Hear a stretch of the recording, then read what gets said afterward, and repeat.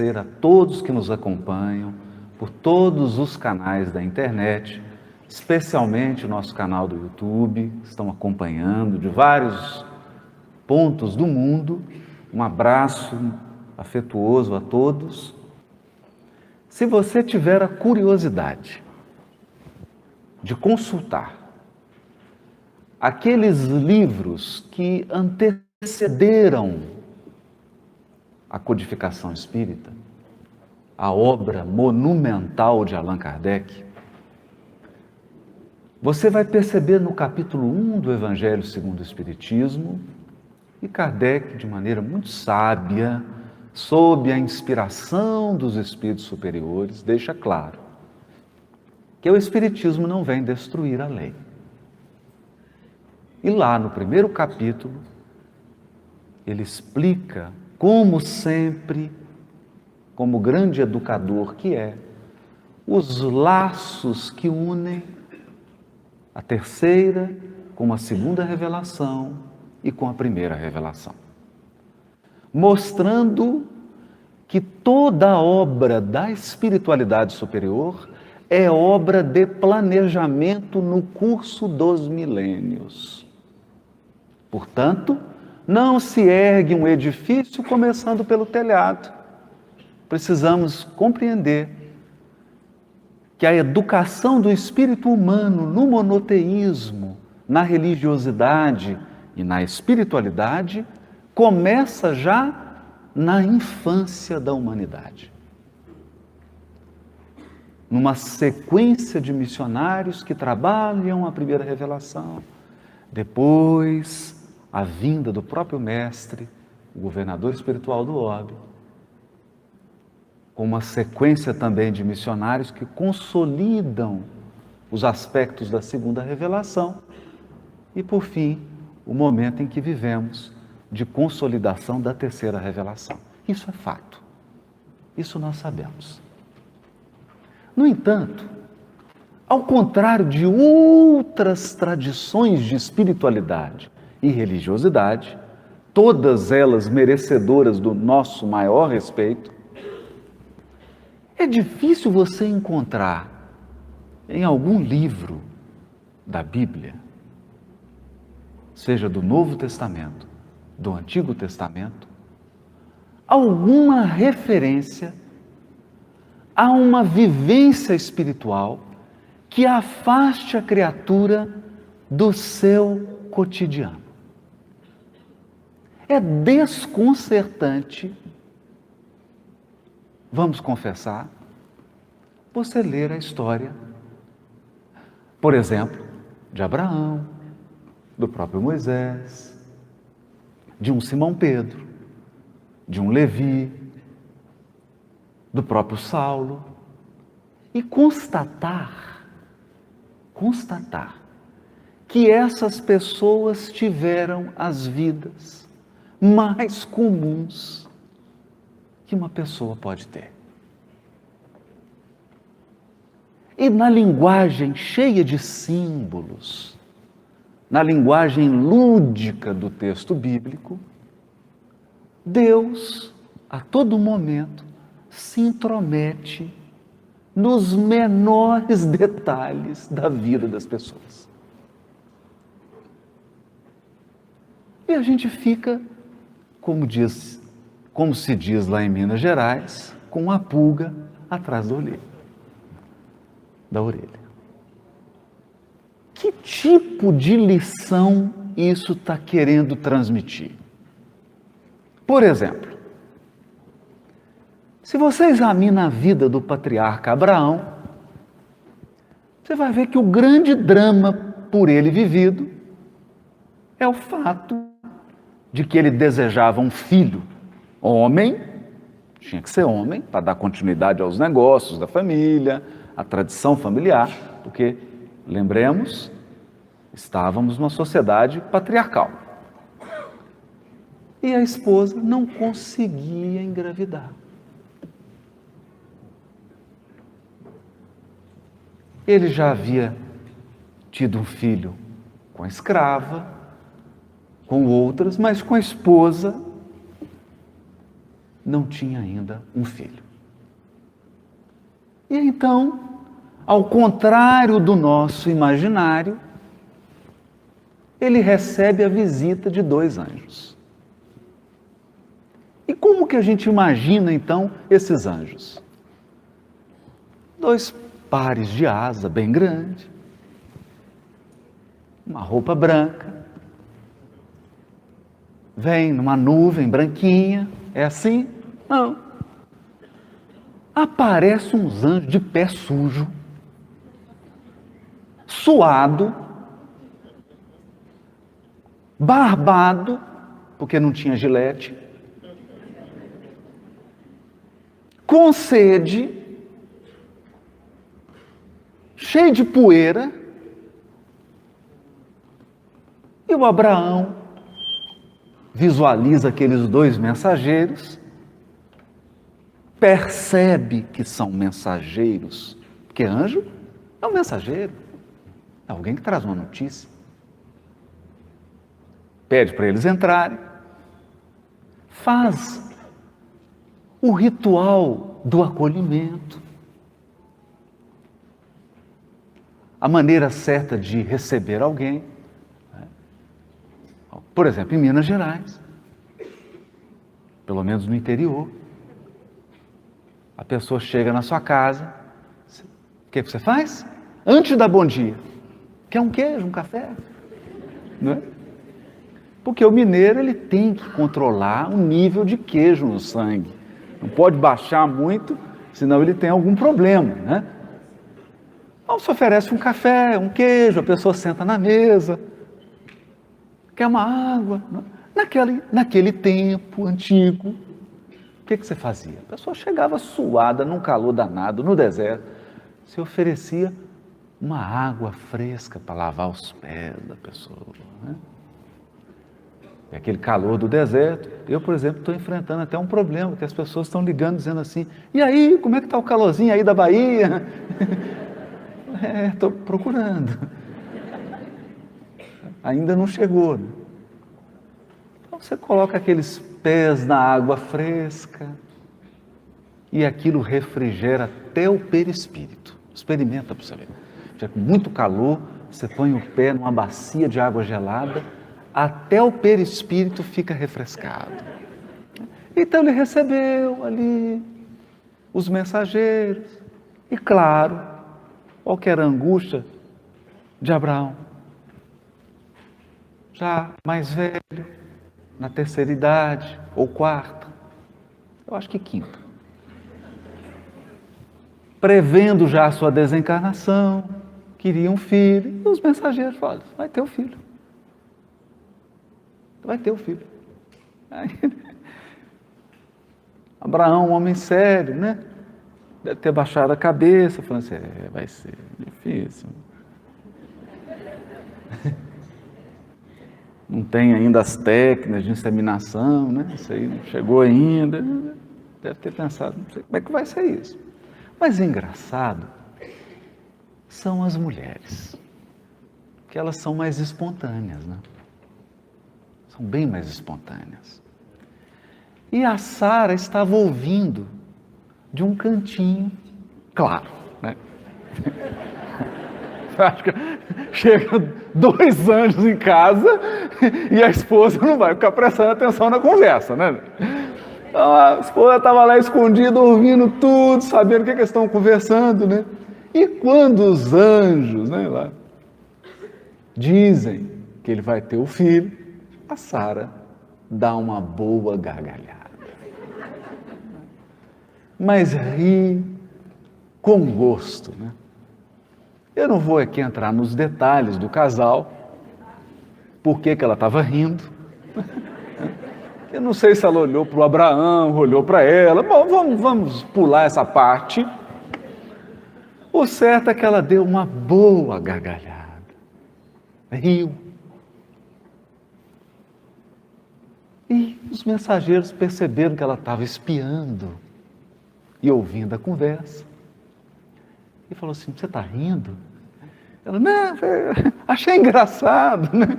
Meu marido já está velho, não é nada por mal não, né? aquela espontaneidade feminina. E o mensageiro disse assim: olha, você vai ter um filho. E agora, nós já escolhemos o nome desse menino. Esse menino vai chamar Risada. Isaac, risada.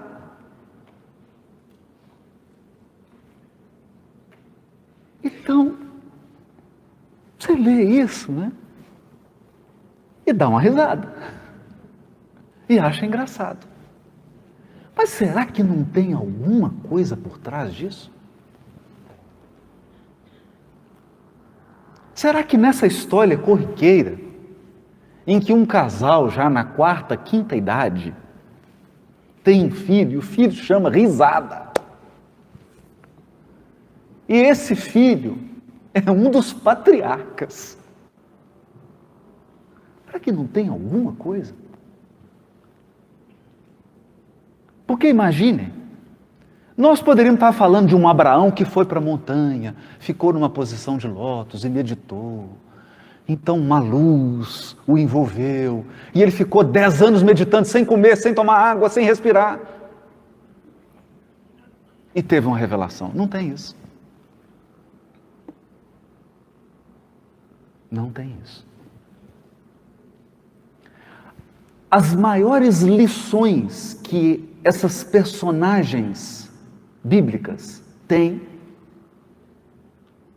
são nas situações mais corriqueiras da vida. Por exemplo, Jesus, segundo o capítulo 3 do livro Boa Nova, de Humberto de Campos, psicografia de Francisco Cândido Xavier, ao contrário do que muitos imaginam, não subiu em nenhum tapete mágico e voador. Ele simplesmente ficou em Nazaré, na carpintaria do seu pai, José. Quando chega o momento da sua atividade pública, depois de sondar Jerusalém, perceber estrategicamente que não seria por ali, ele se dirige para Galiléia. E o que Jesus faz? Funda então um grupo espírita, secreto, onde as pessoas ficavam só orando, meditando e entrando em contato com as esferas superiores. Foi isso? Não. Não. Jesus começa a caminhar pela orla do lago de Genezaré e começa a pescar com os seus apóstolos, que eram pescadores. Ninguém é afastado do cotidiano, ninguém recebe uma dádiva para poder se ausentar da sociedade, ninguém é retirado das suas relações familiares, ninguém é retirado das suas obrigações. Por exemplo, Levi continua sendo fiscal da Receita Federal. Só que é da Receita Federal do Império Romano. Cobrador de impostos. Continua. Não há deslocamentos exteriores.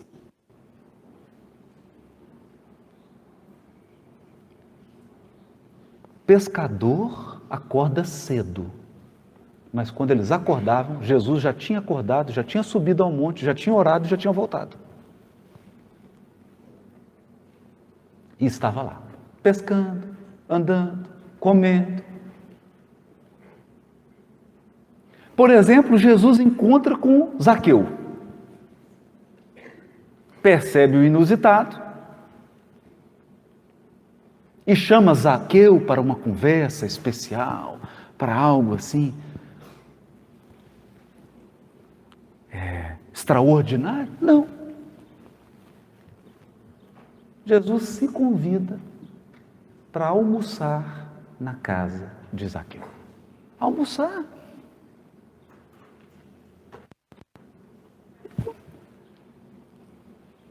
quando eu leio esses textos, eu confesso que, assim, você não sente falta de alguma coisa assim extraordinária? Imagina Jesus aqui em Vitória da Conquista, entra aqui na Semana Espírita, você fala, aí dá aquele burburinho, Jesus está aí, Ele veio. Então você imagina algo extraordinário, chega perto dele e fala assim, tem um café aí? Vamos tomar um café? Vamos. Chama Zaqueu para almoçar. E em meio ao almoço, nas relações, no cotidiano, acontece o espiritual genuíno.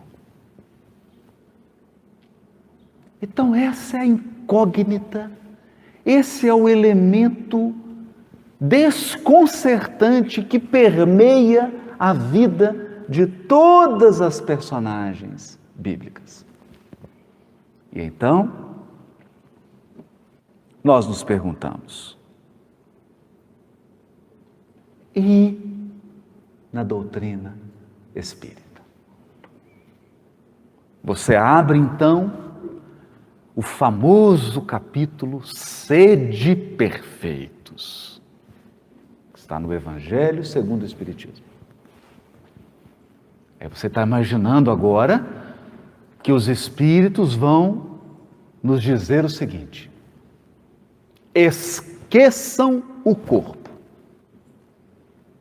Agora, vocês são seres absolutamente espirituais e devem cuidar unicamente do espírito.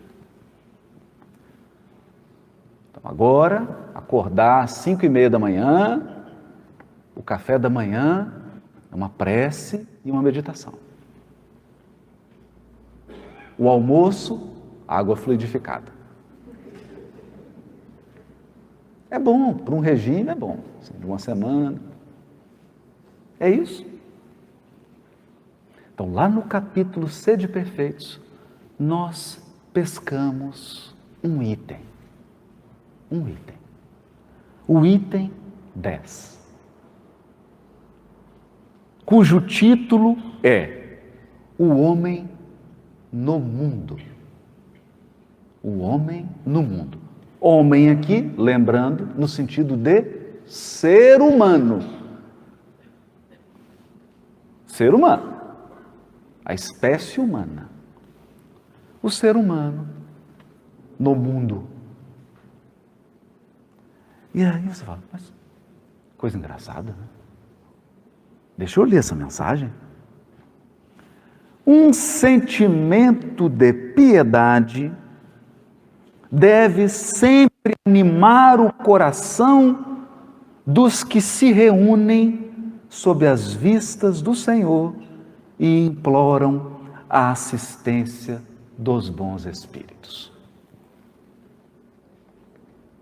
Ele começa dizendo, vai se reunir? Vai pedir o auxílio dos espíritos superiores? Na sua casa, no grupo espírita, no seu trabalho? Você quer entrar em sintonia com os espíritos superiores? Você quer estabelecer uma conexão de maior qualidade com Deus?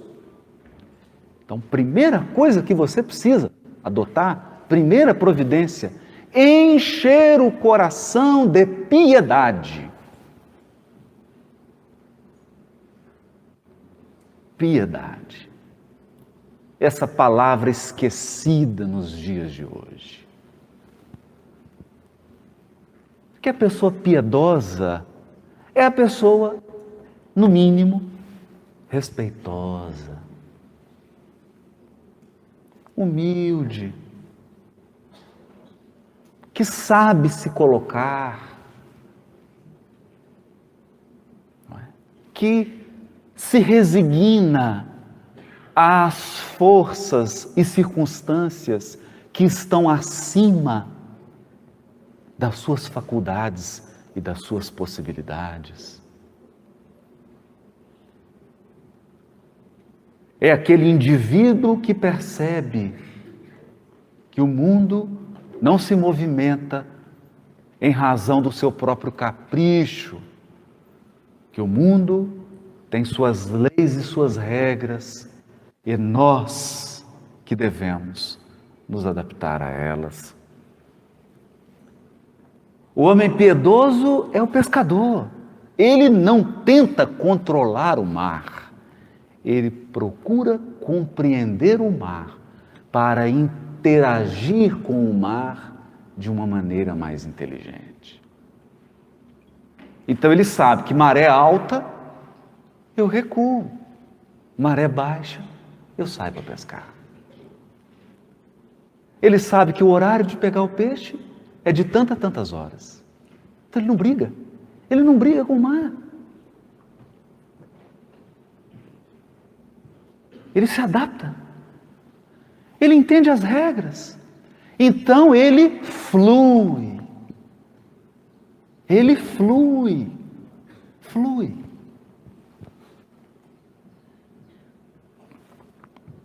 Esse é o piedoso.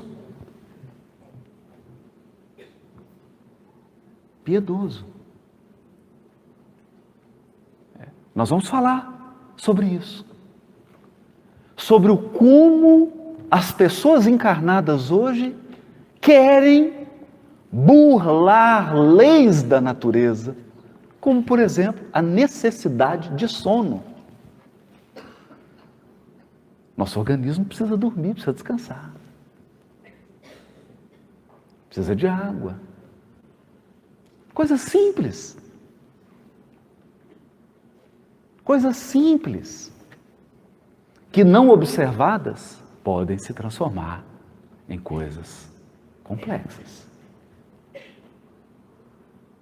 Então é o piedoso, ele enche o coração de piedade. Aí sim, aí ele faz a oração, pede a assistência dos bons espíritos. Purificai, pois, os vossos corações. Não consintais que neles, que nos corações, demore qualquer pensamento mundano ou fútil. Olha isso. Purifica o coração, o sentimento. Porque o ato de sintonia espiritual, o ato de oração é um exercício do sentimento, não do intelecto. O intelecto precisa também de musculação. O intelecto também precisa de exercício constante. Por esta razão, os aspectos da ciência e da filosofia, investigação e reflexão, porque isso é a ginástica do pensamento, do intelecto. Mas nós também precisamos de uma ginástica do sentimento. Uma ginástica do sentimento. Por exemplo, nós nos preocupamos hoje tanto com peso e percentual de gordura. Se você tem uma balança, ele acorda. Nossa, aumentou 200 gramas. Ai, meu Deus do céu. Agora, né? Meu percentual de gordura está tanto. Que é claro que se isso for conduzido de uma maneira saudável, é muito bom. Saudável. É muito bom. Mas, e você ficar carregando no coração um tanto de mágoa pequenininha? Isso também é percentual de gordura. Isso vai dar problema lá na frente. Não é? Então, às vezes, nós nos comportamos assim. A pessoa chega e fala, fulano, mas você está... Eu fiz alguma coisa? 17 de fevereiro de 1983.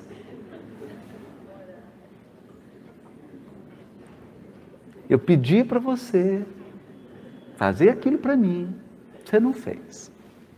19 de agosto de 1999. E a pessoa tem uma lista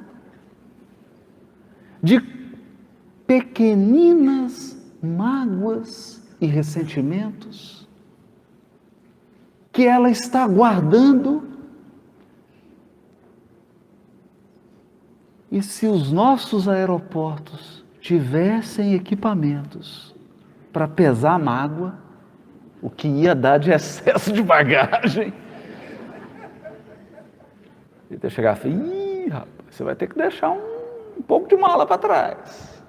Porque você fica carregando aquilo, gastando e carregando. O coração está sobrecarregado de pequeninos ressentimentos.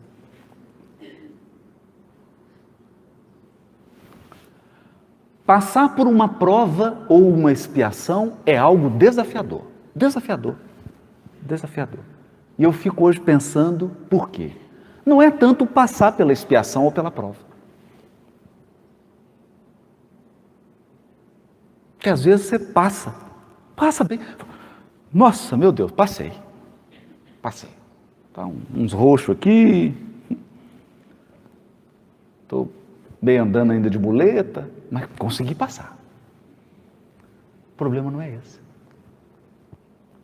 São os traumas que você mantém e cultiva depois de ter passado por uma expiação e por uma prova. Por exemplo, uma revolta sutil, uma tristeza sutil, um desânimo que você não sabe explicar por quê.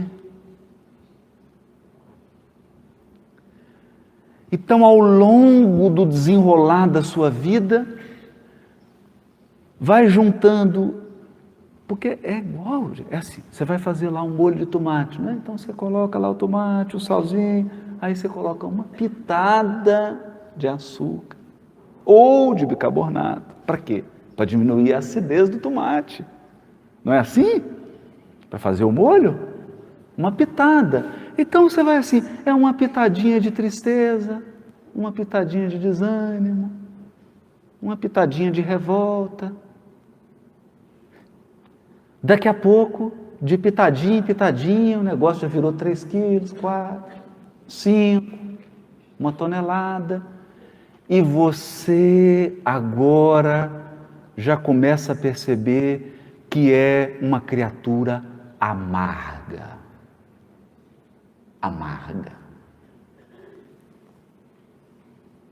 A amargura tomou conta do seu coração.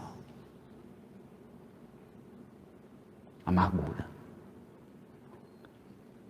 Então você chega para a pessoa, ela está bem, né? Outro dia até vi, que está dentro do tema, né? Está dentro do tema. Vi a novela da 9h30. Novela. Aí tem um rapaz lá que ele está bem, já virou empresário, está rico, está super bem.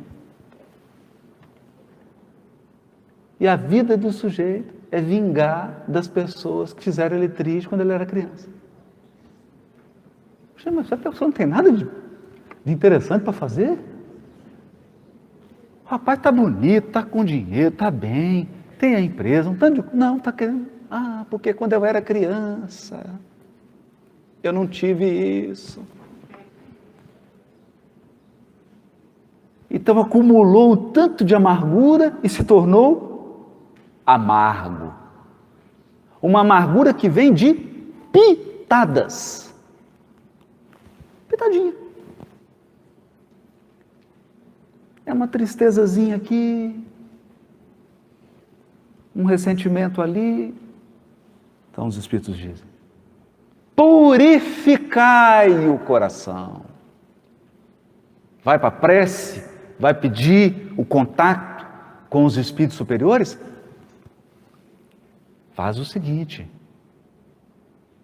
dá um banho demorado no coração.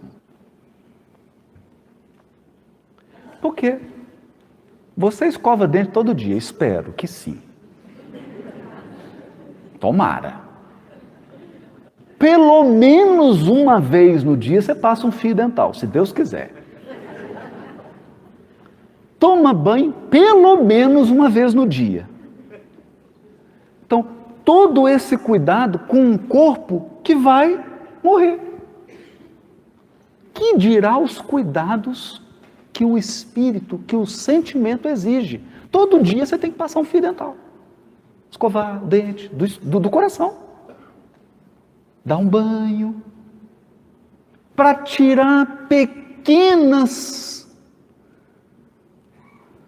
sujeiras do caminho que vão se acumulando. Então está aqui, purificai os vossos corações. Não consintais que nele demore qualquer pensamento mudando ou fútil.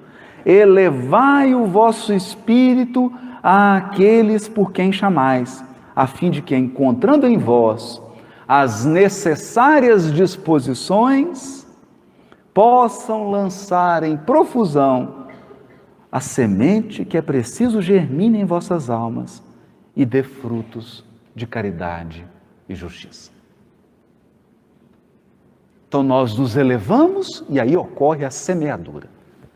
É uma semeadura porque os espíritos superiores depositam em nós não somente ideias, mas energias novas, disposições novas.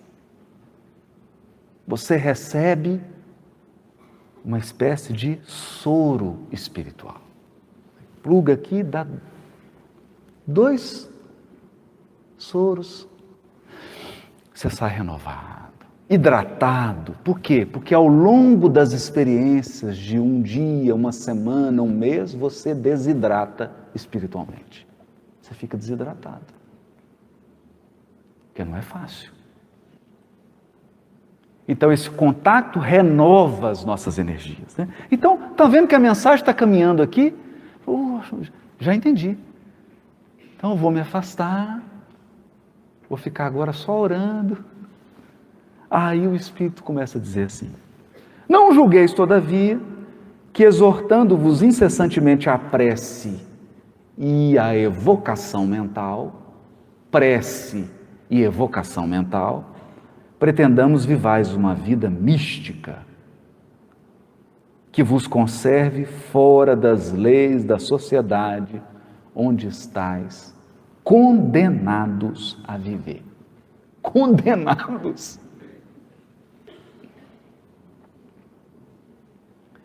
Eles estão dizendo assim: está achando que a gente quer tirar vocês da vida da sociedade?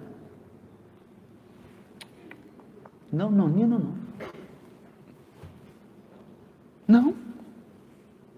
Não. Não.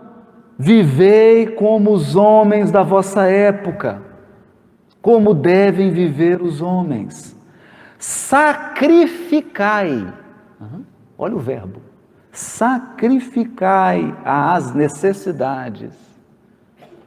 Sacrificai mesmo as frivolidades do dia, mas sacrificai com um sentimento de pureza que as possa santificar. Frivolidade. Tem uma poesia de um conterrâneo meu, Carlos Drummond de Andrade. A poesia é assim: ele está na janela, ele fala: um homem vai devagar, um burro vai devagar. Eita vida besta, meu Deus. Termina a poesia. Eita vida besta, meu Deus. Então, outro dia, eu parei para pensar: acordo 6 da manhã. Aí preparo o filho para levar para a escola. Aí pega o trânsito. É um trânsito suave. Belo Horizonte hoje tem um trânsito suave. Inclusive, os especialistas estão prevendo que daqui a 1 ano não tem mais trânsito em Belo Horizonte, porque os carros não vão andar. Não vai ter mais trânsito. Ninguém vai andar para lugar nenhum. Então você vai para a escola, que fica 3 quilômetros, 50 minutos. Tá eu, o filho com sono, 50 minutos no trânsito, para ir. E voltar. Daí volta. Depois, 5 para meio-dia, tem que buscar. 45 minutos para ir e voltar. Vai somando. Pega a calculadora aí. 50 minutos mais 45. Almoça. Tem que ir para o trabalho.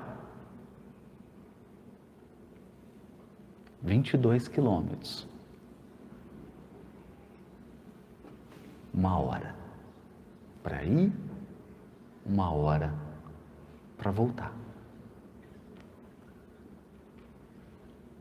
2 horas, mais 50 minutos, mais 45.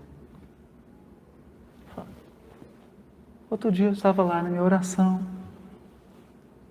com essa mensagem aqui. E falei assim, meus amigos espirituais, olha, não quero discutir com ninguém, não estou questionando nada, está tudo certo, mas 3 horas só para deslocar?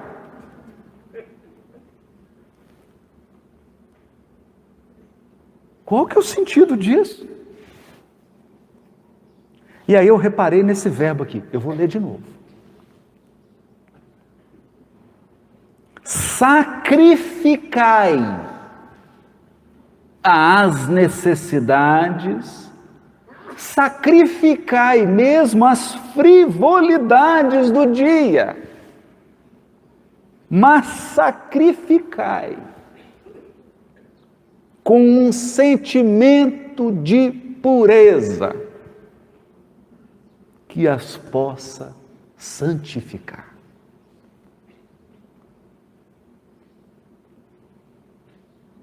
Sacrificai com sentimento de pureza.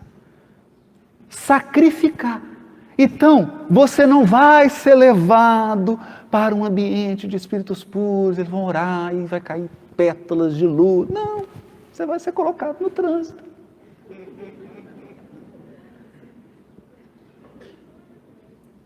Vai lá, lavar a vasilha, arrumar a casa, estender a cama, cuidar do corpo. E vai gastar 1/4, 1/5 do seu tempo com essas coisas. Por quê? Por quê? Então me lembrei aqui de alguns casos bem interessantes. Quando você visita assim os lugares onde o Chico viveu, porque o Chico tem para nós, né, esse parâmetro de ter sido um verdadeiro espírita. Um verdadeiro espírita. Alguém que levou a sério a prática do espiritismo. Alguém que levou a sério a vivência dos ensinos morais, das leis morais. E eu então, ao longo do tempo, fui conversando com algumas pessoas para tentar identificar os hábitos do Chico. Chico, médium que recebeu a série André Luiz, que recebeu os romances de Emmanuel. Então, vamos ver qual era o cotidiano dele.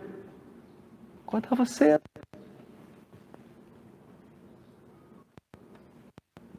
Saía na rua. Aí você olhava para aquele bar, mas era, gente, pensa num bar, assim, daquele bem derrubadinho. Pensa num bar assim que você fala, nossa, meu Deus do céu. Pensa num bar assim. Mas pensa mais.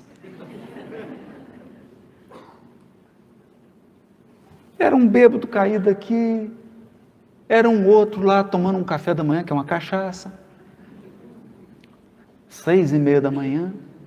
Você vê o que é o vício, né? E o Chico entrava naquele bar.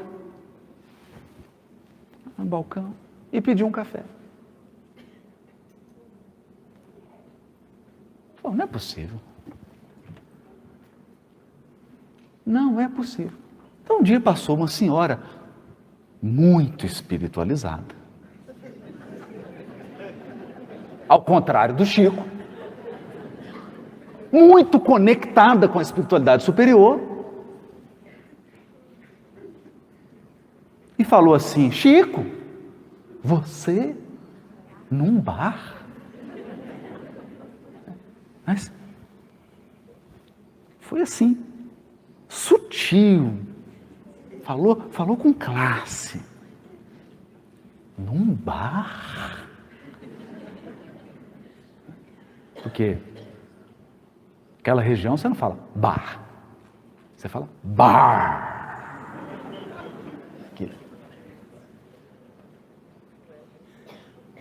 E aí o Chico falou para ela, minha irmã, quando um espírita entra num bar, ele vira lar.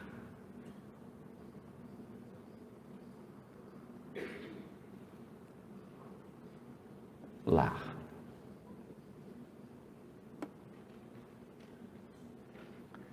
Então, mas ele não ia lá para beber cachaça.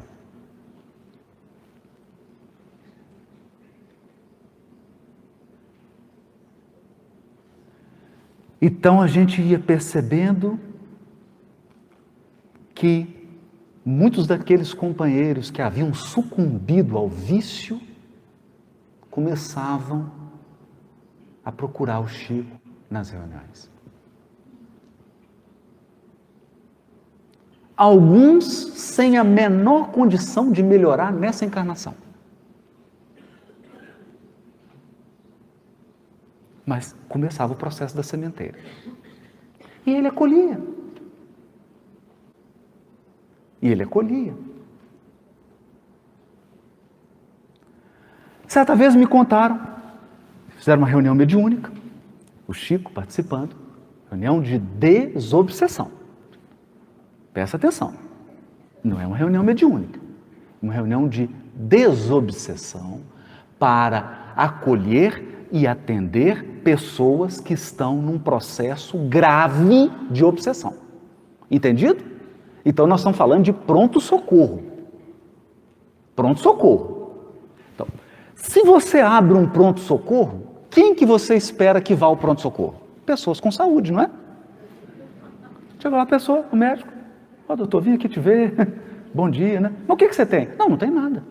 Vim aqui, só te cumprimentar. Não, no pronto-socorro, você espera que cheguem as pessoas com os quadros mais graves. Então, nessa reunião de obsessão, levaram um companheiro totalmente perturbado, completamente perturbado. Completamente perturbado.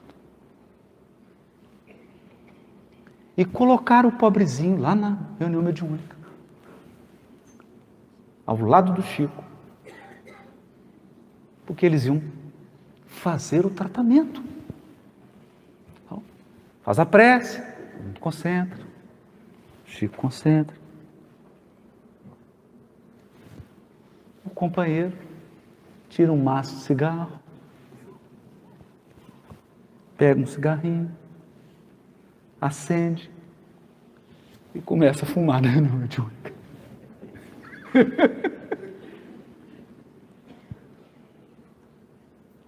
O dirigente quase teve um AVC.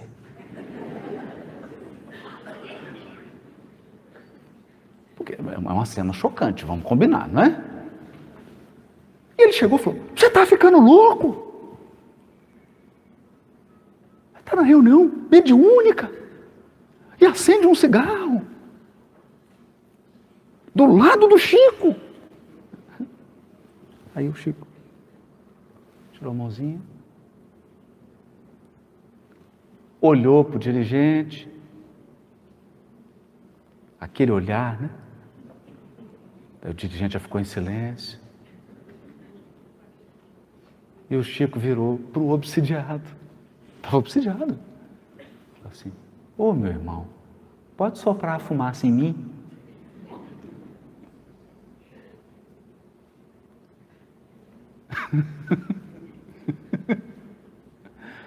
Você quer o quê?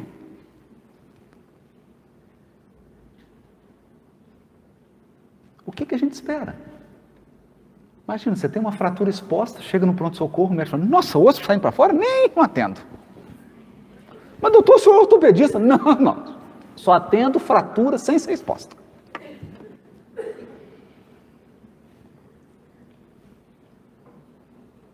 Percebe?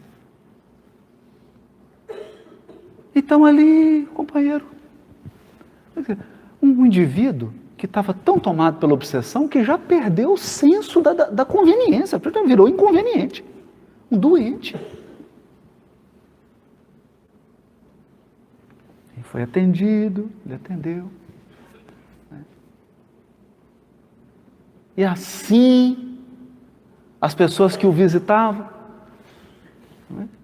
naquele trabalho mais leve, porque assim, gente, uma verdade tem que ser reconhecida: o espírita é ótimo em concentração. O espírita é preparado para concentração, para meditação. Então as pessoas chegavam lá no Chico 2 horas da tarde e ele começava a psicografar. E os espíritas sentavam, faziam uma prece. 10h30 da noite, já tinha espírita. Preciso ir ao banheiro, comer alguma coisa. Aí um já levantava, o outro ia para cá. E o Chico, de 2 da tarde a 10h30 da noite. Aí os espíritas levantavam, iam lá, comiam, iam ao banheiro, voltavam. E o Chico lá sentado. Dava 2 horas da manhã, já tinha espírita levantando, falando: nossa, não aguento mais. Não aguento, é muita elevação. É muita espiritualidade. E é mesmo. 2h30 da manhã, o Chico parava para psicografar. Aí devia ter gente assim: graças a Deus que acabou. Quero voltar para o hotel, esticar minhas pernas.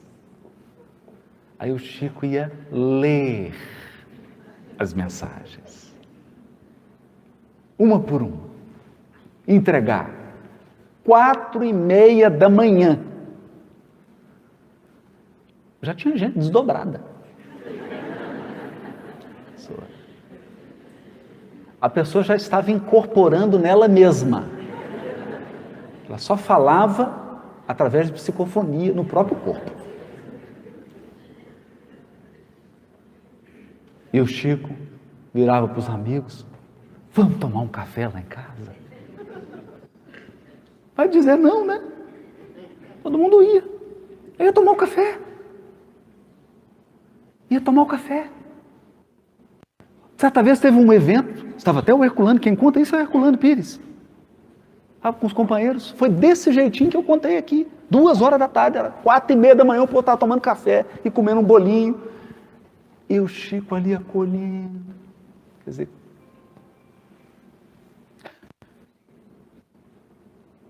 e tinha um evento espírita que o Chico ia participar e começava 8 horas da manhã.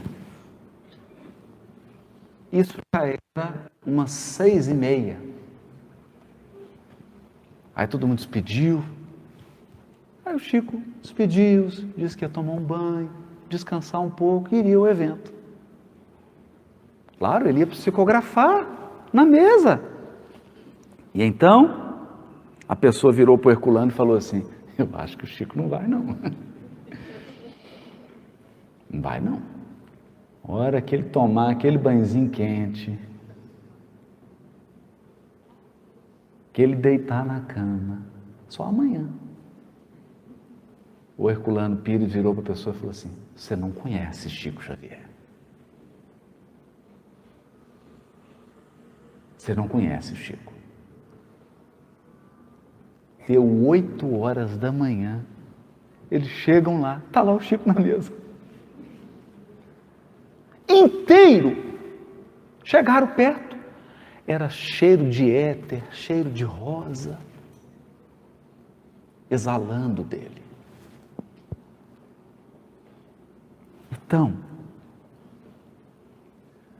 o que nós estamos tentando conduzir o pensamento aqui é: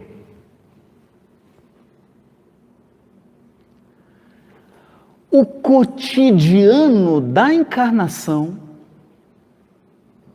constitui os instrumentos pedagógicos que irão espiritualizar-nos ou evangelizar o nosso espírito. Essa rotina, esse cotidiano, é o material didático da providência divina. Nessa escola, sem paredes, sem quadro aparente, sem cadeira, que é a ampla evangelização da vida. É nesse movimento, é na articulação dessas relações que nós construímos uma espiritualidade. Então, a espiritualidade não é uma fonte milagrosa que você se afasta das suas obrigações, se afasta das suas relações pessoais, se afasta do seu cotidiano para ir em algum lugar místico beber da água da espiritualidade. Não, a água da espiritualidade está depositada nas circunstâncias, nos acontecimentos aparentemente mais insignificantes.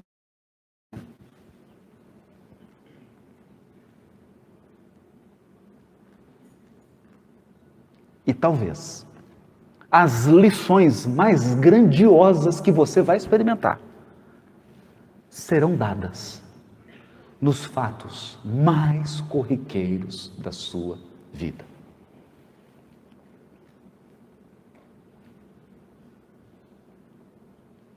Coisas simples.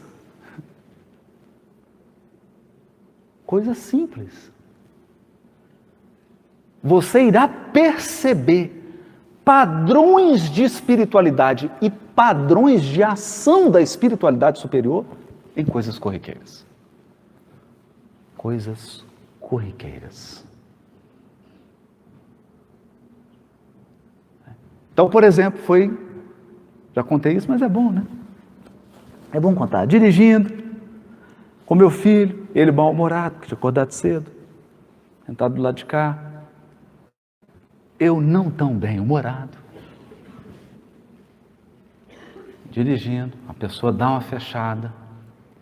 E aí, gente, eu tive uma regressão para uma encarnação anterior minha, em que eu estava numa espécie animal. Uma encarnação muito remota. Então veio aquela memória de animalidade, eu baixei o vidro assim. Agora eu vou rugir. Eu lembrei dessa encarnação que eu fui leão. Vou rugir. Eu baixei o vidro. O indivíduo parou do meu lado. Falei, é agora. Eu já estava até ouvindo a música do Rei Leão. Eu falei, é agora que eu vou rugir.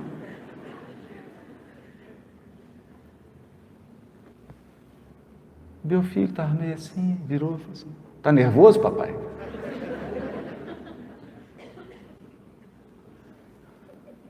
Um pouco. Assim, vai xingar o moço? Falei, estou querendo.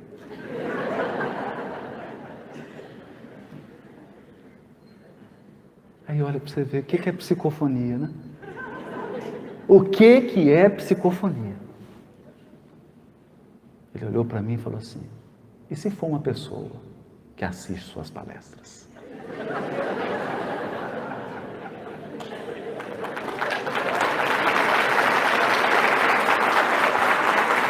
Nessa hora, eu mudei de encarnação. Eu lembrei na encarnação que eu fui um ratinho, pequenininho. Me deu uma diminuída. Mas eu tinha que dar uma resposta, né? Eu tinha que dar uma resposta. Aí eu falei assim, aí eu estarei desmoralizado. Desmoralizado. Não é? Eu xingo o sujeito, ele fala, nossa, eu assino seu canal, te acompanho lá.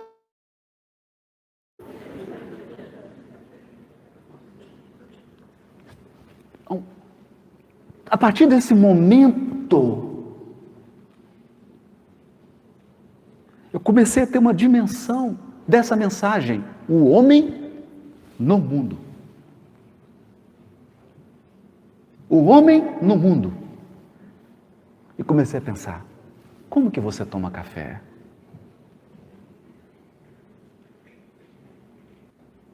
Como é que você almoça?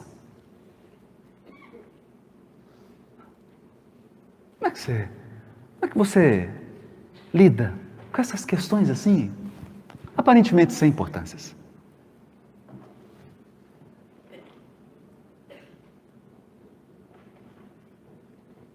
Aparentemente sem importâncias. Porque as coisas grandiosas,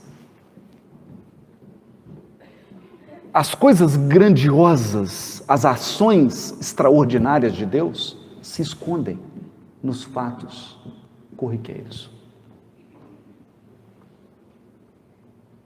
Por exemplo, tive um amigo agora,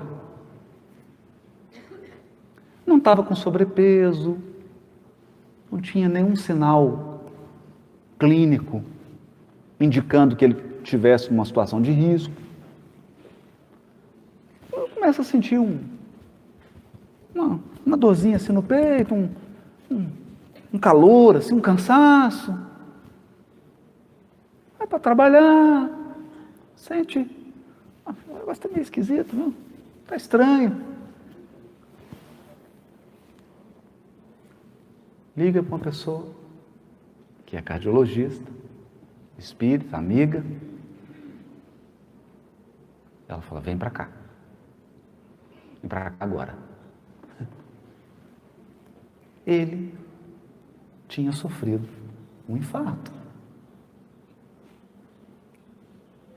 Aí chegou lá, você está bem? Tô bem, estou sentindo um cansacinho, né? Vai fazer o exame. Ela fala, nós vamos te internar, você vai fazer um cateterismo, uma angioplastia e uma válvula estente. Mas agora? Não dá para mandar um WhatsApp assim, preparar? Não, é agora. Nós vamos ter que fazer agora, porque assim está com um pequeno risco de você ir para nosso lar hoje.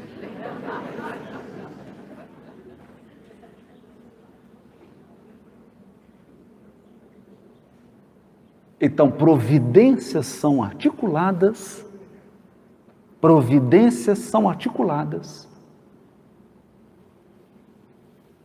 no cotidiano da vida. E eu pergunto, no cotidiano da vida, está você sintonizado com as forças superiores que regem os nossos destinos?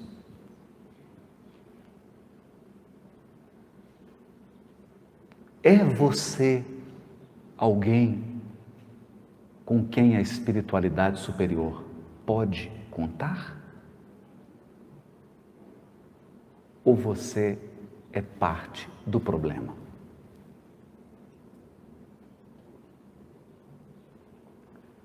Bom,